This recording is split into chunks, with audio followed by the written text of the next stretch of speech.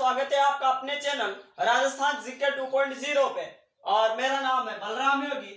और अपन चर्चा किसके बारे में कर रहे हैं? राजस्थान की ज्योग्राफी के बारे में। तो पिछली क्लास में जैसा कि मैंने आपको बताया था, थार मरुस्थल से संबंधित जो भी विकासात्मक कार्यक्रम है उनकी अपन चर्चा कर रहे हैं। और उसी क्रम में आज अपन आगे की चर्चा करेंगे और आज अपन पढ़ेंगे सूखा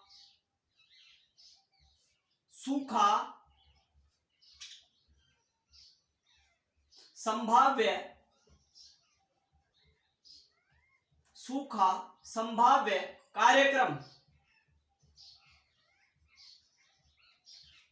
पिछली क्लास में मैंने आपको काजरी के बारे में, आफरी के बारे में और समन्वित व्यर्थ भूमि विकास कार्यक्रम के बारे में बताया था।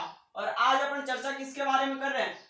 सूखा संभाव्य कार्यक्रम के बारे में। आप लोग ज्यादा से ज्यादा इस चैनल को सब्सक्राइब करना और अपने दोस्तों के साथ में अगर आपको समझने में आए तो शेयर करना। तो आज अपन किसको पढ़ेंगे? सूखा संभाव्य कार्यक्रम को। तो अगर इसकी शुरुआत की बात करें, शुरुआत कब हुई? शुरुआत आप बताओगे 1974 एंड 75 में इसकी शुरुआत हुई। अगर आपसे पूछे सूखा संभाव्य कार्यक्रम की शुरुआत कब हुई तो आप बताओगे सर 1974-75 में इस कार्यक्रम की शुरुआत हुई। और यह कार्यक्रम किसका है?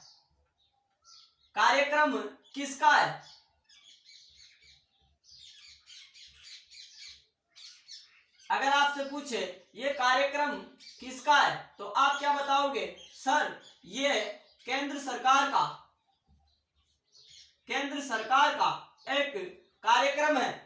सरकार का एक कार्यक्रम है। और बात करें इस सूखा संभाव्य कार्यक्रम में बजट की बात करें अपन, बजट की, तो बजट आप बताओगे केंद्र सरकार का, इसमें केंद्र सरकार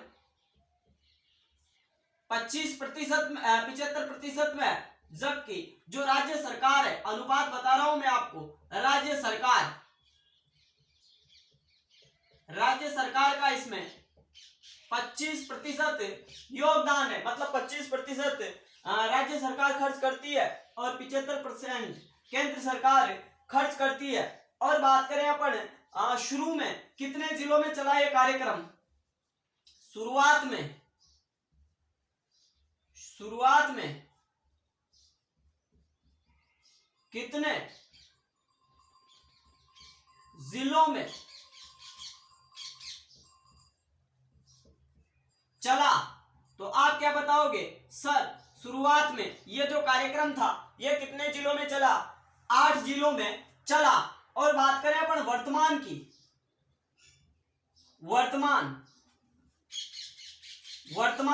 तो वर्तमान में क्या हुआ? 11 जिलों के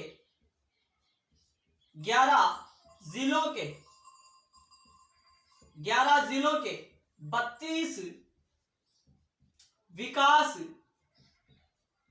खंडों में यह कार्यक्रम चल रहा है।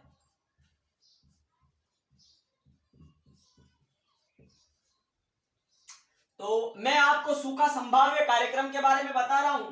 शुरुआत बताई मैंने आपको 1974-75 में हुई। इसकी कार्यक्रम किसका है? तो आप बताओगे सर केंद्र सरकार का यह एक कार्यक्रम है। बजट की बात करें तो केंद्र सरकार इसमें 75% और राज्य सरकार इसमें 25% इन्वेस्ट करती है। शुरुआत में कितने जिलों में यह कार्यक्रम चला? तो आप बताओगे सर 8 जिलों में यह कार्यक्रम शुरुआत में चला। और वर्तमान में 11 जिलों के 32 विकास खंडों में यह सूखा संभाव्य कार्यक्रम चल रहा है। और बात करें अपन इसके उद्देश्य की, उद्देश्य क्या था इसका?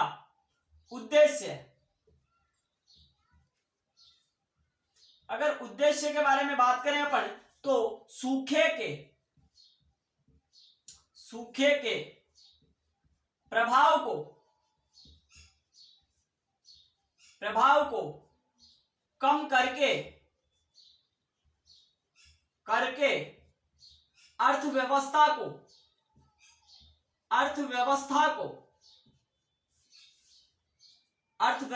को पटरी पर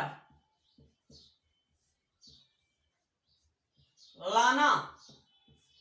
तो ये बताया मैंने आपको सूखा संभाव्य कार्यक्रम के बारे में। शुरुआत कब बताओगे आप? 1974-75 में। कार्यक्रम किसका है? तो आप बताओगे सर केंद्र सरकार का यह कार्यक्रम है। बजट की बात करें तो बजट इसमें केंद्र सरकार 75% और राज्य सरकार इसमें 25% इन्वेस्ट करती है। शुरुआत में यह कार्यक्रम 8 जिलों में चला, लेकिन वर्तमान में 11 जिलों के 32 विकास खंडों में यह कार्यक्रम चल रहा है। और उद्देश्य बताया मैंने आपको, सूखे के प्रभाव को कम करके अर्थव्यवस्था को पटरी पे लाना इस कार्यक्रम का मुख्य उद्देश्य रखा गया।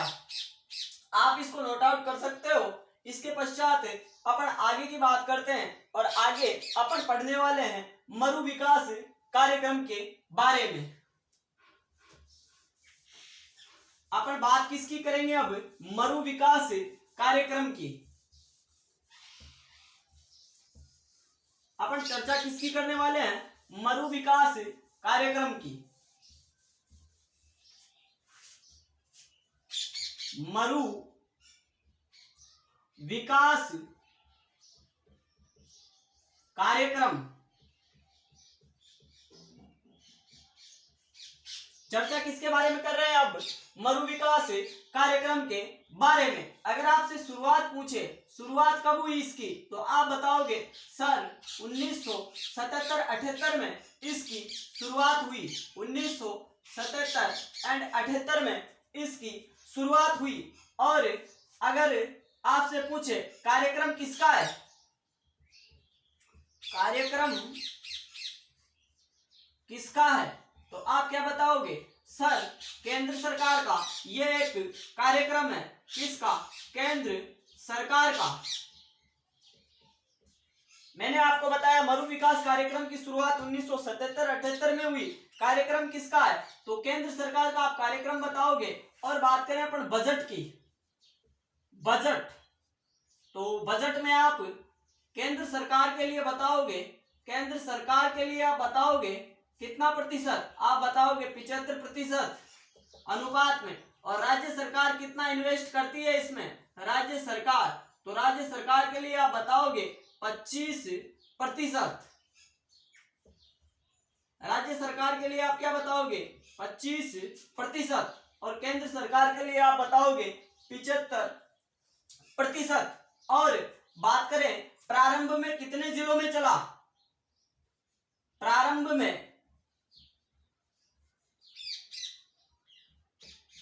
कितने जिलों में चला? तो आप क्या बताओगे? सर प्रारंभ में यह 11 जिलों में चला। कितने जिलों में चला प्रारंभ में? तो आप बताओगे 11 जिलों में चला। और वर्तमान की बात करें अपन, वर्तमान, तो वर्तमान में आप क्या बताओगे? 16 जिलों के 85 विकास खंडों में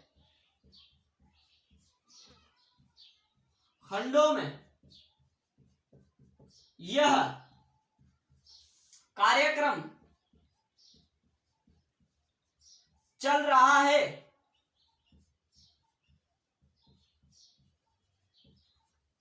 मैंने आपको बताया प्रारंभ में कितने जिलों में चला, तो आप बताओगे 11 जिलों में। और वर्तमान में 16 जिलों के 85 विकास खंडों में यह कार्यक्रम चल रहा है। तो अपन बात किसकी कर रहे हैं? मरु विकास कार्यक्रम की। शुरुआत बताई मैंने आपको 1977-78 में। कार्यक्रम किसका है? तो आप बताओगे सर केंद्र सरकार का यह कार्यक्रम है। बजट इसमें 75% केंद्र सरकार और 25% राज्य सरकार इन्वेस्ट करती है। प्रारंभ में कितने जिलों में चला? तो आप बताओगे प्रारंभ में 11 जिलों में चला। और वर्तमान में 16 जिलों के 85 विकास खंडों में यह कार्यक्रम चल रहा है। बात करें अपन उद्देश्य की, उद्देश्य क्या रखा गया है इस कार्यक्रम का? उद्देश्य अपन चर्चा किसके बारे में करेंगे? उद्देश्य के बारे में। तो मरुस्थल के विस्तार या इसी को अपन विस्तार को लिख सकते हैं प्रसार को कम करके कम करके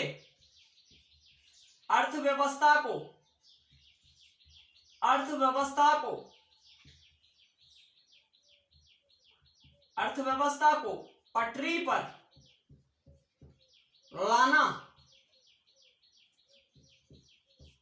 क्या लिखा मैंने? मरुस्थल के विस्तार या प्रसार को कम करके अर्थव्यवस्था को पटरी पर लाना। ये कौन सा कार्यक्रम बताया मैंने आपको? मरु विकास कार्यक्रम। शुरुआत बताई आपको 1977-78 में। कार्यक्रम किसका है? तो आप बताओगे केंद्र सरकार का कार्यक्रम है।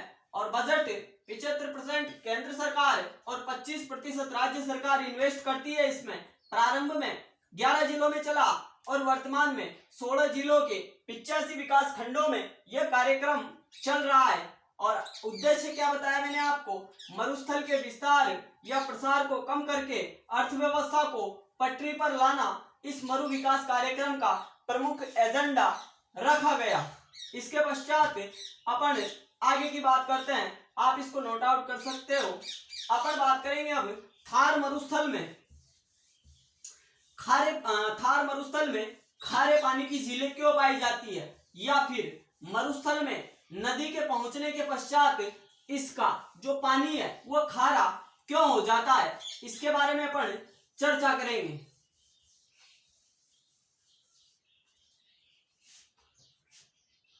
थार मरुस्थल में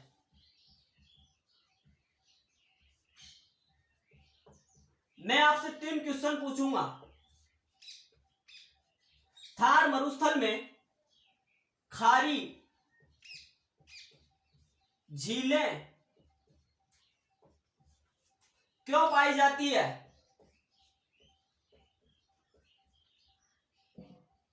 थार मरुस्थल में खारी झीलें क्यों पाई जाती है? या फिर अपन क्वेश्चन नंबर 2 की बात करें तो मरुस्थल में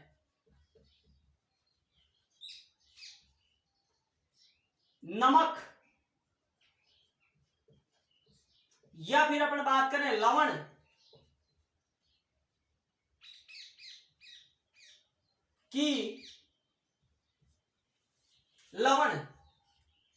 अपन बात करें मरुस्थल में नमक या लवण कहां से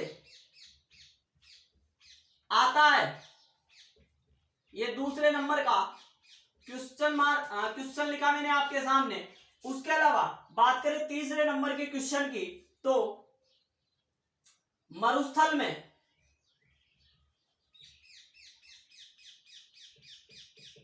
मीठे पानी की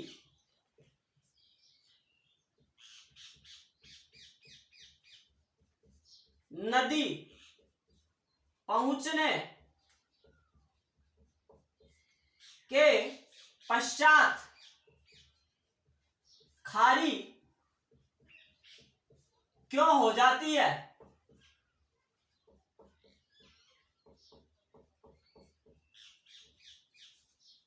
क्या बताया मैंने? पहला क्वेश्चन लिखा आपके सामने, थार मरुस्थल में खारी झीलें क्यों पाई जाती है, या आप बता सकते हो मेरे को थार मरुस्थल में लवण या नमक कहां से आता है। और मरुस्थल में अगर कोई नदी मीठे पानी की है लेकिन वो मरुस्थल में पहुंचने के पश्चात खारे पानी की क्यों हो जाती है?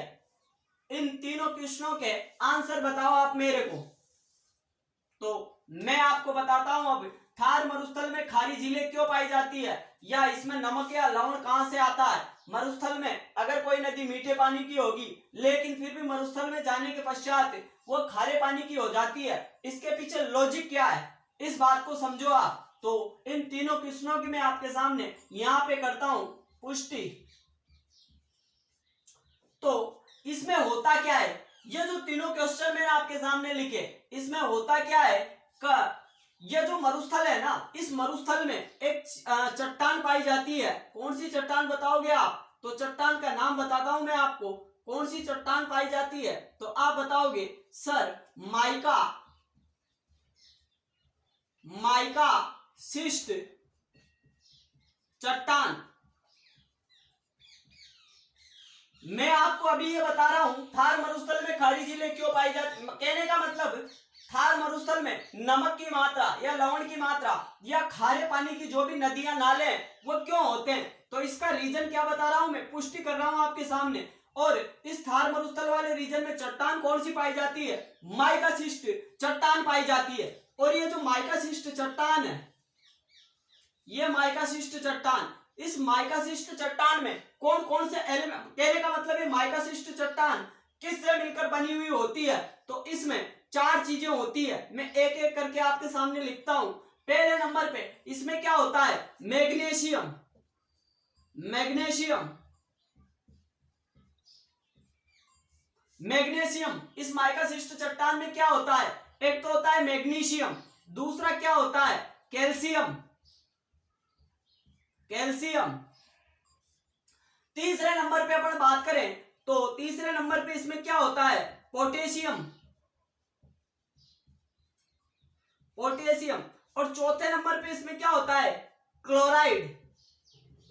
मैंने अभी तक आपको यह बताया इस थार मरुस्थल में खारी पानी की झीलें क्यों पाई जाती है, इसमें नमक या लवण कहां से आता है, और अगर कोई नदी मीठी है लेकिन थार मरुस्थल में पहुंचने के पश्चात वह खारी हो जाती है, इसके पीछे का रीजन क्या है। तो मैंने आपको बताया इस मरुस्थल वाले रीजन में एक चट्टान पाई जाती है जिसका नाम है माइका शिस्ट चट्टान। और ये माइका शिस्ट चट्टान 4 चीजों से मिलकर बनी हुई होती है, किससे, मैग्नीशियम से, कैल्शियम से, पोटेशियम से और क्लोराइड से। इन चारों चीजों से मिलकर कौन सी चट्टान बनती है, तो आप बताओगे सर माइका शिस्ट चट्टान इन चारों चीजों से मिलकर बनी हुई होती है।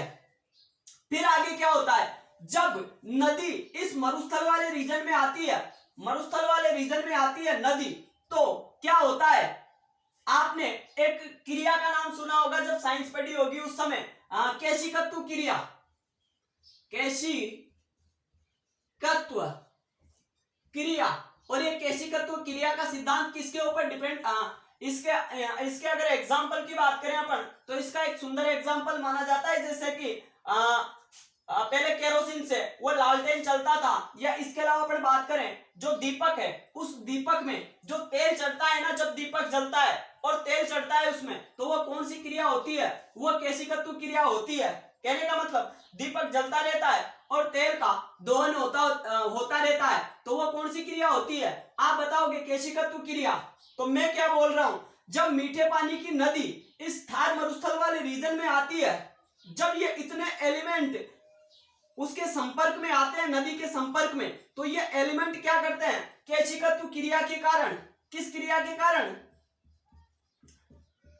केशिकत्व क्रिया के कारण।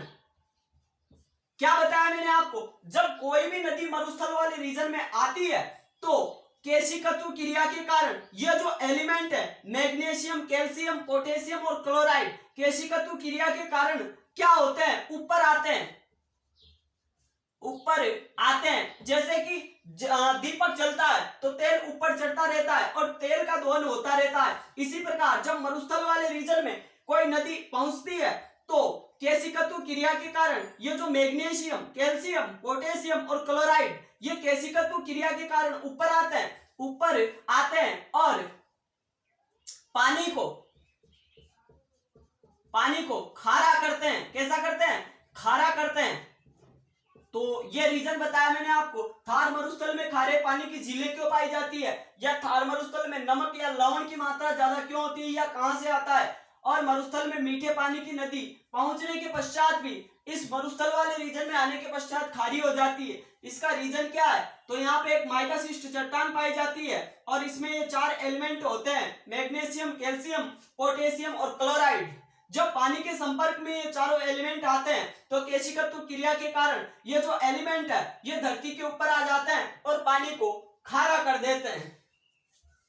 तो आप इसको नोट आउट कर सकते हो, आप इसको समझने का प्रयास करना, कैसे इस माइका शिस्ट चट्टान के ये एलिमेंट पानी के संपर्क में आते ही ऊपर आ जाते हैं और सोडियम क्लोराइड, कहने का मतलब नमक बना देते हैं, सोडियम क्लोराइड बना देते हैं। कौन सी क्रिया के कारण ये एलिमेंट ऊपर आते हैं, तो आप याद रखना, दीपक के एग्जाम्पल से आप याद रख सकते हो। कौन सी क्रिया, केशिकत्व क्रिया। केशिकत्व क्रिया ही एक ऐसी क्रिया होती है जिसके कारण जो तेल है वो दीपक की बत्ती में ऊपर आता रहता है। आप इसको नोट आउट कर सकते हो।